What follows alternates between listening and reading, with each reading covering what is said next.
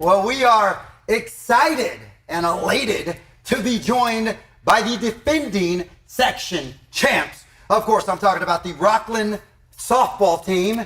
And representing the Thunder, we're actually going to start off over here. We have seniors, Sydney Cumbra, and right next to her, another fellow senior, Marley Hogue. Hello, girls. All right, now we're going to go to this side. We have our sophomore up here, Peyton Pryor. And right next to her, the head coach, the man with the master plan, Jim Albin. Thank you guys so much for coming out here on a Sunday evening and being on the show with us. We appreciate it. Thanks for having us. Absolutely. Of course, only for the section champs. By the way, guys, if you're at home, you may need sunglasses to watch because they have these very shiny championship ring. Go ahead, show them off. Do that. Yeah, there you go. I guess first things first, coming off being the defending champs, you guys are off to another great season this year. I believe you're already 11-2. You just have won 2 in a row, beating your rival, Whitney, who is also a darn good softball team as well. So, what would you just say the mood of the team is thus far, and what do you just attribute that early success to? I think that our team chemistry really was great at the beginning of the season. Like last year, we kind of struggled with that, which is why we got a kickstart. But it's really good to see our success early in the season this year. Mm-hmm. I think we're really bonded together this year. Our seniors are amazing, so I think that definitely helped kick us off this year. I love that.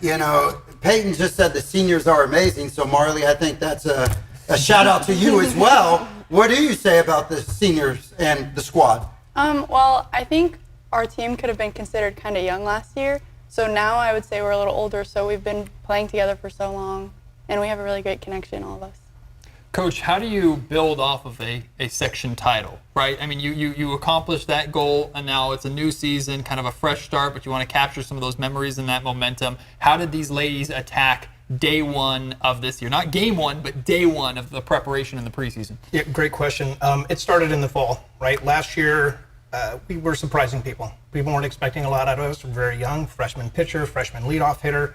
And this year in the fall, the seniors actually kind of started the motion of everything going, we're going to work hard, we're going to get here on time, we're going to do things the right way. They did some things off the field just to kind of keep that chemistry going, and it just rolled right into the spring. And right now, we're not surprising anybody. Teams are coming at us with their 1A lineup, and it makes us better, right? We were talking a little bit before this about iron sharpens iron, and when we were playing in the SFL, everybody is a strong team, right? We talk about Whitney. Whitney is still a very solid team. Their pitcher went to Fresno State, and they've got some young pitchers that are going to be there for a few years. Oak Ridge, Del Oro. It's a lot of fun playing in the SFL, and these girls are doing things the right way. Now, I'm married a softball catcher, so I'm excited that we have a catcher up here. And my wife taught me 2 things about catching. Number 1 is the importance of your relationship with your pitcher, Peyton, who's up here, so I'm going to ask you to speak on that. The other thing she taught me is the importance of your relationship with the umpire. You got to maybe say hello, make sure you're sweet talking them a little bit to get those calls. Can you speak about just what it's like to be a catcher working with both an umpire and a pitcher at the same time? Yeah, Peyton's my best friend on the field and off the field. Our connection is really good, and that really helps us rely on each other in a game. So when we get to those tough positions, we know we have each other's backs. And then as for the umpires, sometimes their calls aren't the best, especially in high school, but I got to be buddies with them. So. I guess kind of going off of that, Coach, whenever you're coaching young boys or girls, it could be challenging per se, especially if you have a silly bunch or an emotional bunch or whatever it is. But with you've done a phenomenal job coaching these young ladies. Was it challenging for you at first? Or if so, how were you able to, overcome that and be the coach that you are and get them to buy in? That's a great question. I've coached, of the 13 girls that are here today, I've coached 10 of them plus a few girls on the JV team at some point or another in rec ball, 7, 8 years old. I've coached Sydney when she was 7, 8, 9 years old in travel ball as well.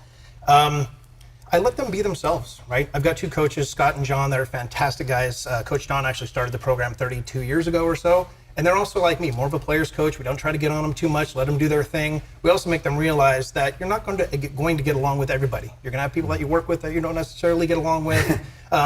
Teachers you may not like, players on your team you may not like. But once you're on the field, all that stuff goes away. And they have a common goal of just playing hard for each other and doing the best they can and leave it all on the field. You've been coaching in this area, like you said, from rec ball all the way up through the high school level. Like, what is it about our region that produces such softball talent? Yeah, it's a great question. I mean, you're talking Sacramento, Bay Area, Stockton. There's a lot of tournaments. There's a lot of tournament directors that throw great tournaments. There's a lot of parents that want to get involved. That's one thing I love about Rocklin and Whitney. I mean, the parents want to get involved. They want to coach. They want to do the best for their kids. So I actually didn't even live in Rocklin until my sophomore year. And when I came here, it was kind of like culture shock because softball's so big. And honestly, it just made me love the game even more.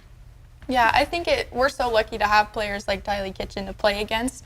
I'm grateful that I got to play against them my freshman year because I feel like that just set me up for success in future years. I was about to say, by the time you become a senior, you're going to be dangerous out there, Peyton. I mean, no one's going to want to step into the batter's box when you're pitching. Well, remember the names and faces. We'll see them in OKC. Oh! The College Softball World Series at some point. too. Absolutely.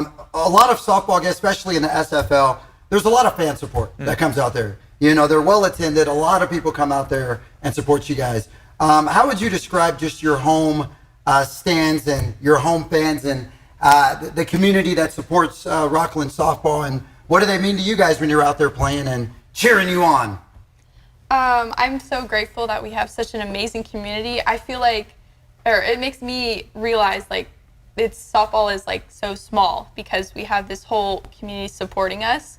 And it helps me feel more confident in myself because everyone's out here for us. I really think that with like more people out there, we also like come together more as a team, and like we're just like having fun, and like we get to like play in front of all these people that like support us and stuff.